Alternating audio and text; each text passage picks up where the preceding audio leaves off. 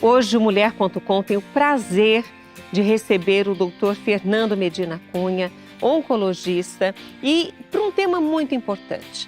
Entre tantas cores que lembram a conscientização de tantas doenças que acometem o ser humano, Julho Verde é o mês e a cor do alerta para câncer de cabeça e pescoço. Por isso, o doutor Fernando está aqui conosco. Já lhe dei boas-vindas, mas reforço. Muito obrigado. Eu que agradeço a você e à TV Século XXI pela oportunidade de estar discutindo aqui um pouco da minha especialidade, que é a oncologia e também o câncer de cabeça e pescoço. Alguns cânceres, doutor, são muito preveníveis. E a maioria dos médicos que eu tive a oportunidade de entrevistar, de conversar, de falar, muitos deles falam, olha, tem alguns cânceres que são, enfim, mais agressivos, o senhor é da área, o senhor entende, é um estudioso também dessa área, mas tem alguns que são preveníveis. No caso da cabeça e pescoço, também tem essa regra para algumas partes que são acometidas, também são possíveis de prevenir? Talvez, Rita, seja o câncer mais prevenível que existe, porque nós conhecemos bem os fatores de risco do câncer de cabeça e pescoço, que é o fumo, né, o ato de fumar e também de beber bebida alcoólica, principalmente os destilados. E a infecção por HPV, que é uma infecção mais moderna, tem aumentado bastante os cânceres de cabeça e pescoço, a má higiene oral, né, a alimentação pobre em substâncias antioxidantes, eles têm uma relação muito próxima. Se nós conseguimos superar esse ato de fumar e menos bebida alcoólica e vacinação contra HPV, nós reduziríamos muito a incidência do câncer da cabeça e pescoço. Olha, eu até comecei falando sobre prevenção para que já fique no nosso subconsciente, gravado mesmo lá, não só no consciente que você está ouvindo e me vendo agora, mas no subconsciente, daquilo que realmente faz mal ao seu organismo e pode, entre tantos tipos de cânceres que acometem o corpo todo, cabeça e pescoço é prevenível. Então, começamos por aí, mas na verdade, nós vamos falar também e vamos mostrar uma imagem agora para vocês, que eu passo ao Dr. Fernando para que nos explique por que é essa cavidade oral, do nosso rosto. Ali tem cabeça e pescoço, é isso, doutor? O senhor pode falar a respeito? Na realidade, é um nome que não traduz aquilo que realmente é. Porque cabeça está relacionada, a maioria das vezes, com os tumores neurológicos, que não faz parte desse grupo de doença. Nós temos o câncer da cabeça e pescoço como a cavidade oral, que é a orofaringe, o câncer de língua, né, que é o câncer de boca, da língua, base de língua, soalho da boca, o palato mole, o palato duro. Depois a gente vai descendo para hipofaringe, seio piriforme e a laringe. A laringe também faz parte da cabeça e pescoço. Além, hoje a gente inclui ainda o câncer da tireoide, que é uma glândula extremamente importante e que também desenvolve o câncer de uma maneira bastante frequente hoje em dia. São mais de 40 mil casos de câncer de cabeça e pescoço que nós temos aqui no Brasil, sendo que 16 mil, mais ou menos, é o câncer da tireoide. Ou seja, quando nós vemos uma imagem como essa, as partes ali identificadas são os locais que poderiam ser acometidos com o câncer. Com o câncer da cabeça e pescoço, exatamente aquilo ali. O câncer de boca, por exemplo, câncer de língua, o câncer de amígdala, são tumores que têm uma relação muito grande com o ato de fumar e beber e também infecção por HPV, principalmente o HPV-16. Infelizmente, esse tumor vem crescendo muito de incidência no mundo inteiro, né, enquanto que o câncer relacionado ao fumo tem diminuído um pouco. por causa do combate que nós fazemos hoje contra o tabaco. No Brasil, até 10, 15 anos atrás, nós tínhamos uma população de 30% de fumantes. Hoje, graças a Deus, devido à grande campanha contra o tabagismo, nós reduzimos isso para 10% apenas da população brasileira. Mas países como a França, como a Itália, na Europa, a China, na Índia, ainda eles usam o fumo ainda de uma maneira desbragada e são altamente perniciosos, aumentando muito o índice do câncer de cabeça e pescoço. Existem alguns cânceres muito específicos na mulher que podem também acometer os homens, como o câncer de mama, por exemplo, mas é muito específico da mulher. A grande maioria, a grande porcentagem de cânceres na mama acontecem nas mulheres. E numa porcentagem muito pequena nos homens. Enfim, a gente não vou aqui discutir isso. No caso de cabeça e pescoço, tem essa divisão também?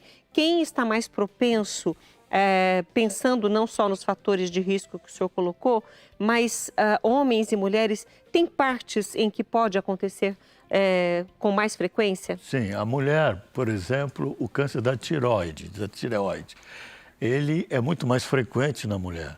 É 3 para 1. O câncer da cabeça e pescoço, de uma maneira geral, hoje é 1 para 1. Ou seja, a mulher tem ganho uma incidência muito maior atualmente com câncer da cabeça e pescoço, depois que a mulher passou a fumar, né, e beber, né, obviamente, porque isso vem uma consequência da outra, né, bebe e fuma. Tem, então, o câncer da cabeça e pescoço hoje, que há 30 anos atrás era quase que exclusivamente masculino, passou a ser também, hoje, do hemisfério feminino. Olha, e eu fico muito triste com essa notícia, até nós conversamos muito antes de começar o programa, e eu falei que hoje as mulheres mais jovens, elas estão disputando com os homens a quantidade que aguentam na bebida. Cada um é o que é, faz o que quer, mas esse não é nada que a mulher vai se vangloriar disso, porque isso está prejudicando a saúde das mulheres. Então não adianta a mulher falar, porque eu bebo mais que meu marido, eu bebo mais que a minha roda de amigos. Você está destruindo a sua saúde. É isso que as pessoas precisam se conscientizar. E outras pessoas falam, não, mas eu não fumo cigarro, eu só fumo charuto e só um cachimbo.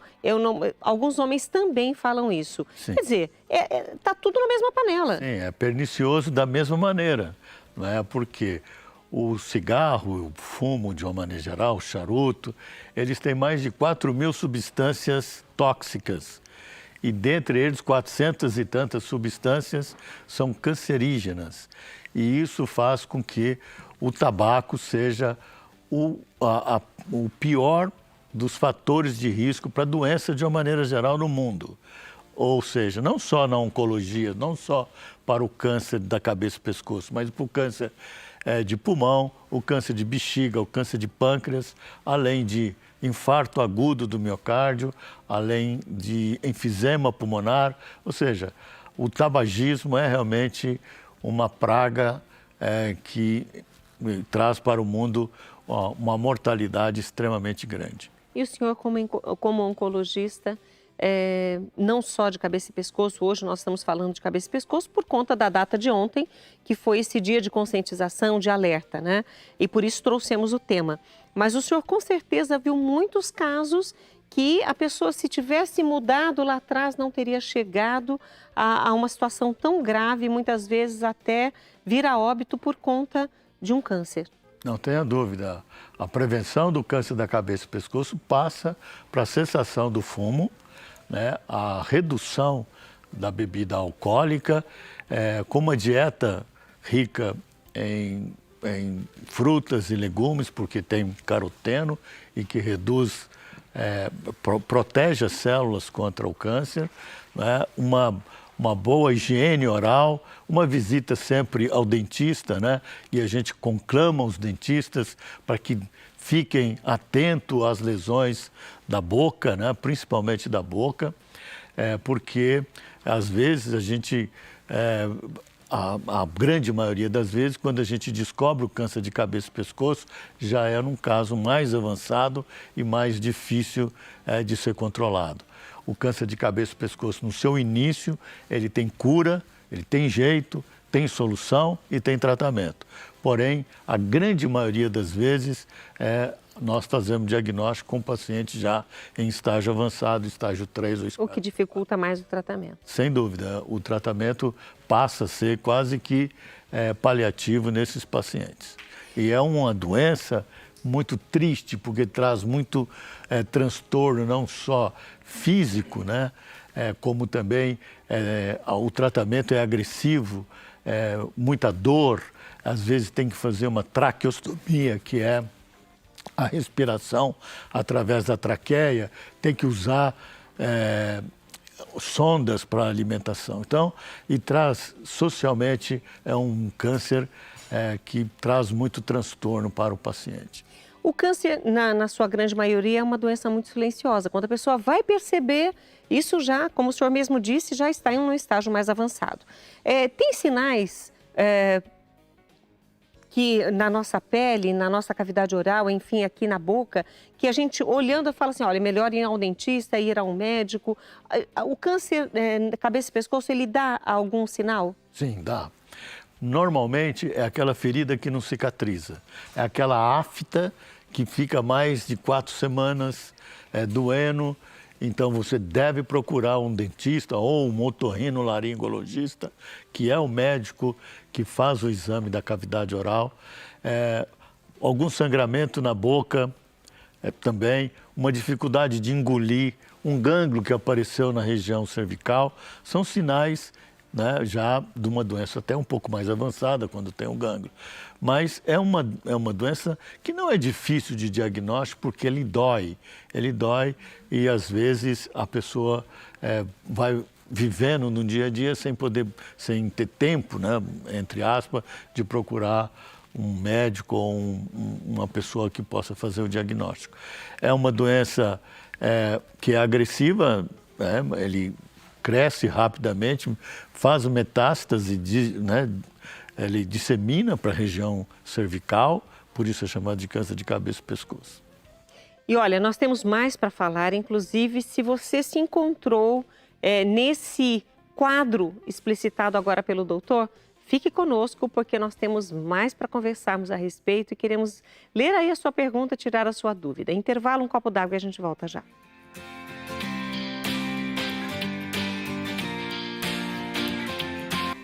De olho aqui nas participações, a Edileuza Vieira colocou, tenho gastrite e refluxo e tem noites que não consigo dormir. E ela colocou, pergunta ao médico, eu fumei por muito tempo e parei de fumar em abril de 2018. Eu sinto uma ardência e tosse seca. Eu corro risco de câncer? Perfeitamente. Edileuza. A Edileuza, esse ato seu de fumar até pouco tempo atrás, né, são alguns anos, ele só vai diminuir bastante o risco de você desenvolver um câncer depois de 15 anos de ter parado, de ter cessado o tabagismo, principalmente se você fumou muito, fumou mais de 20 cigarros por dia durante 15 anos ou mais de 15 anos. Então, mas esse risco vai diminuindo ao longo do tempo. Então foi muito bom ela ter parado de fumar, porque ela corre naqueles que podem evitar de ter um câncer, não só de cabeça e pescoço, mas também de pulmão, que é o mais grave, o mais difícil, o mais complicado para tratamento. Tenho aqui a participação da Carla Fogliene, que é de São Paulo, capital. Ela colocou, olá, boa tarde. Por favor, queria fazer uma pergunta. O sangramento nasal é o principal sintoma de um câncer na região do seio paranasal? Meu sogro teve esse tipo de câncer e só descobrimos por isso, por causa do sangramento. Perfeitamente, é o principal sintoma dos tumores do seio paranasal e também da nasofaringe. Nós falamos da cavidade oral, da hipofaringe, falamos da laringe, né, que é da corda vocal, que os radialistas, os cantores, né, frequentemente têm problema e que podem desenvolver o câncer de laringe. Mas os tumores da rinofaringe, eles também eles estão presentes e a maioria das vezes são tumores um pouco diferentes da cavidade oral. Ele tem uma outra histologia, é mais agressivo e cursa muitas vezes com sangramento no seu principal sintoma. Então, sangrou o nariz com muita frequência, vá ao médico. Sim, perfeitamente. Procura o médico porque faça um exame de endoscopia muito clássica da nasofaringe para ver se tem algum... E olha, esse tumor de nasofaringe, ele tem uma relação viral e ele pode ocorrer em jovens, principalmente em jovens. Tem aqui a participação da Bernadette Lourdes, de Paulínia. Ela colocou: doutor, tem um adenoma entre os nervos ópticos. 3 anos atrás, foi o último exame que fiz, com 8,5 milímetros. Nesse caso, parece-me só acompanhamento regular, tá certo? Perfeitamente. Esse esse adenoma é uma lesão benigna que está localizada num local que Delicado. pode trazer problema. Mas se ele parou de crescer, se ele está estável, o tratamento é só um acompanhamento mesmo, sem precisar de investir em cirurgia, radioterapia, etc. Obrigada, Márcia Lemos, lá de Santarém, no Pará. Obrigada pelo seu carinho, viu? Olha, tem muitas pessoas aqui elogiando o trabalho das meninas, da Maria Júlia e da Roberta Lage, que estiveram aqui na semana passada me substituindo. E eu quero agradecer o carinho de vocês. Muito obrigada. Espero que elas estejam vendo aqui o carinho de vocês com elas, viu?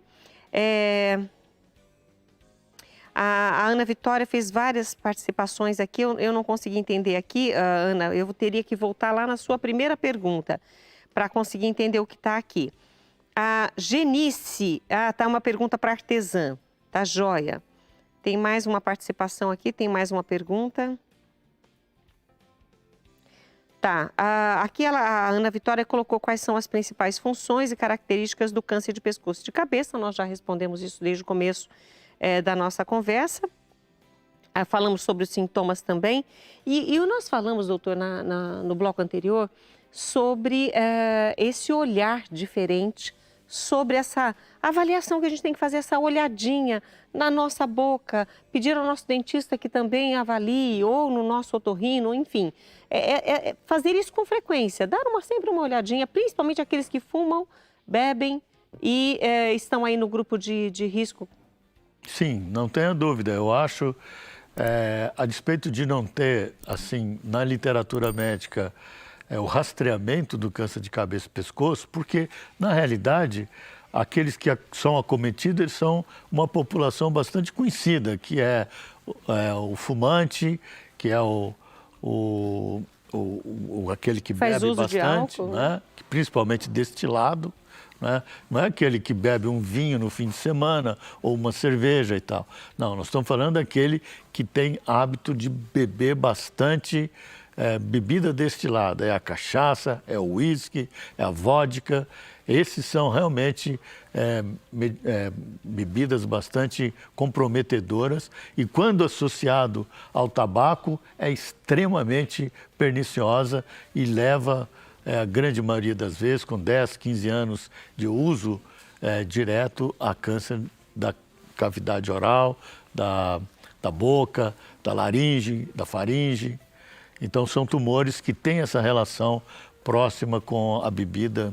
O que a gente precisava realmente era de diminuir o ato, né, o cessar o tabagismo, que nós estamos trabalhando no dia a dia. Não só para parar aqueles que estão fumando hoje, como também de deixar a nossa geração mais jovem não fumar, porque nós sabemos que o jovem começa a fumar na porta da escola com 14 anos, 15, 14 anos. Então, nós estamos hoje trabalhando com as crianças com a idade inferior a 10 anos, mostrando para eles o problema que é o ato de fumar, as doenças relacionadas ao tabagismo. E isso é de uma maneira lúdica, de uma maneira bastante educacional, e nós temos tido resultados fantásticos junto às crianças que vão, né, mudar o mundo, nosso mundo, daqui para frente, se Deus quiser. E esse projeto que o doutor Fernando está falando é um projeto que ele lidera junto com os profissionais nessa conscientização nas escolas, falando com crianças menores de 10 anos. Ou seja, antes dos 14 de ser fisgado pelos vícios, a criança já está consciente. Esse é o propósito de vocês. E vocês incentivam esse projeto, fazendo as crianças pensarem, formarem frases, fazerem desenhos. Quer dizer, a criança já vai ali aprendendo. Sem dúvida. E isso estimula muito, porque nós fazemos uma grande festa de criança, entregamos medalha, entregamos diploma e fazemos um calendário anual com os melhores desenhos e os melhores figuras, e isso vira depois um calendário que a gente distribui. Então, o pai e a mãe ficam altamente orgulhosos, o avô, o tio, e a criança sente-se empoderada, obviamente, pela sua contribuição contra o tabaco.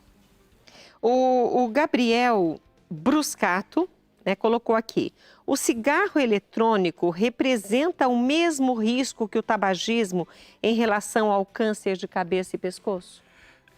Isso é bastante interessante. A gente não tem dados sobre o câncer de cabeça e pescoço, mas nós temos dados de câncer de pulmão. No câncer de cabeça e pescoço, a gente ainda não tem dado com os vapes, com os cigarros eletrônicos. Mas eu acredito que quem usa vape, obviamente, ele passa a ser um usuário de cigarro comum, não é? Também, porque quando falta o vape, eles vão matar seu vício em cigarro comum.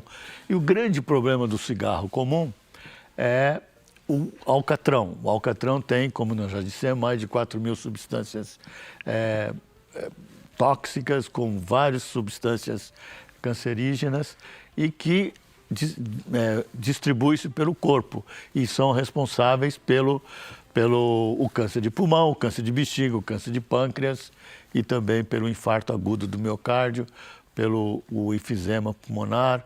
Então, é muito triste. A criança começa com 14 anos a fumar, quando ele está com 40, 45, que ele está com a família, trabalhando, criando seus filhos, aí ele adoece. Então, a gente tem que passar para essa criança a ideia de futuro, ou seja, hoje você começa a fumar, mas daqui, quando você tiver 40 anos, você vai ter as doenças ligadas ao tabaco.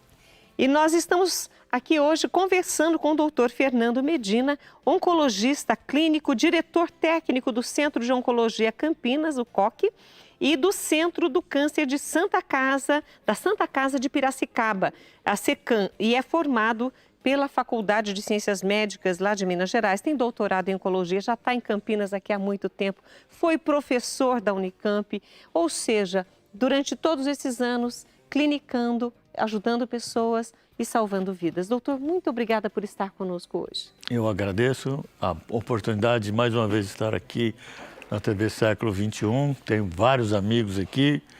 Seja sempre bem-vindo. Muito bom, muito obrigado.